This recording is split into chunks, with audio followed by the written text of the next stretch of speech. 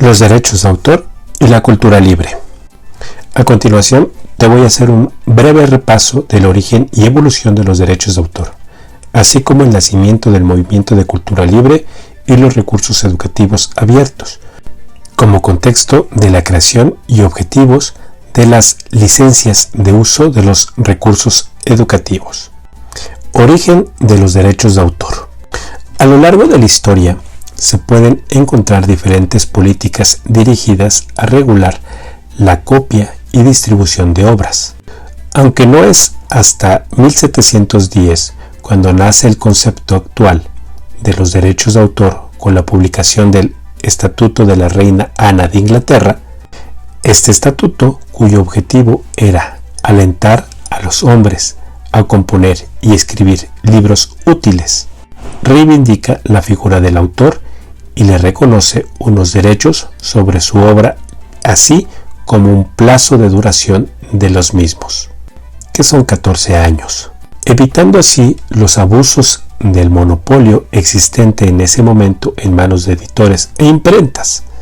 Sin embargo, era complicado que los autores decidieran sobre sus obras, puesto que los editores e imprentas eran el único medio para que un autor pudiera reproducir y difundir su obra, y por tanto su poder seguía siendo enorme.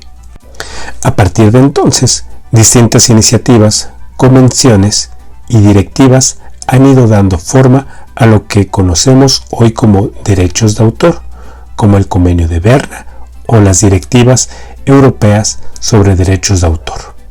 Tratando de armonizar las legislaciones nacionales y extendiendo la duración de los derechos de autor hasta los 70 años desde el fallecimiento del autor de la Unión Europea. En estas decisiones siempre ha existido el debate entre la importancia del acceso universal a la cultura y al conocimiento de los ciudadanos y los derechos de los autores sobre su obra como motivación para continuar creando, influyendo de forma notable las presiones de los lobbies y sus intereses económicos.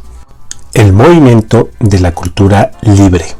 A principios de los 80s del siglo XX surge un movimiento que lucha por la necesidad de la distribución libre del conocimiento y de la cultura.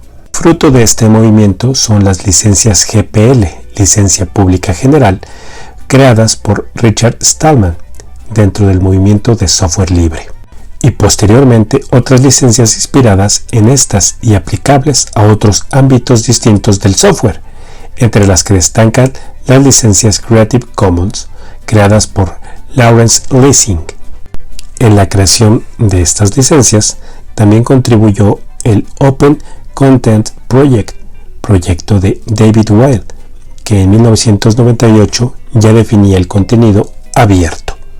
Nace así el movimiento de cultura libre, término usado por primera vez en 2003 durante la Cumbre Mundial sobre la Sociedad de la Información.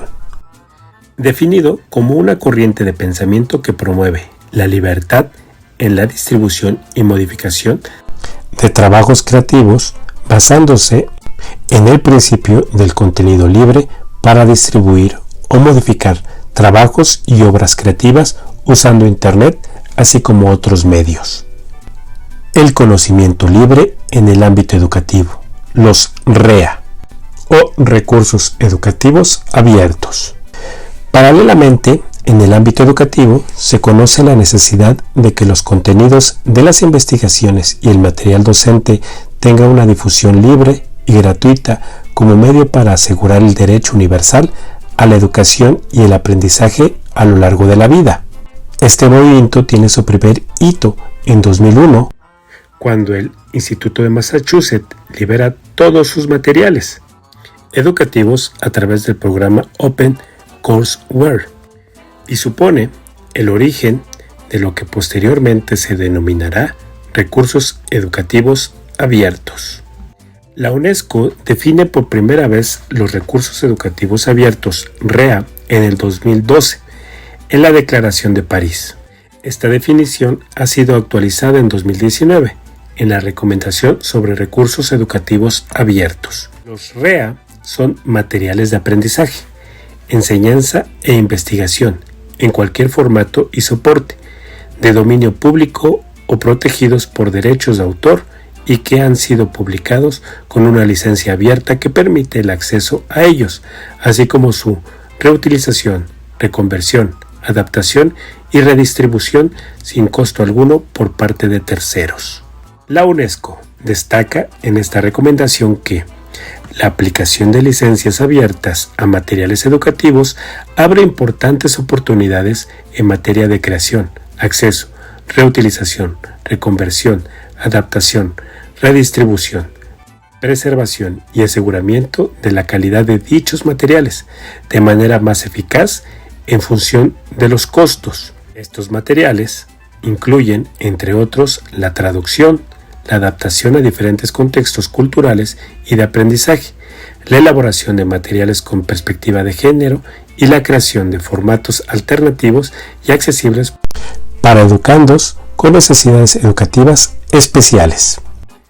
Algunas recomendaciones en el uso y empleo de los REA podrían ser: su utilización combinada con diferentes metodologías ofrece nuevas posibilidades de innovación educativa, al tiempo que ofrece una participación más activa de todos los agentes implicados en el proceso de enseñanza-aprendizaje.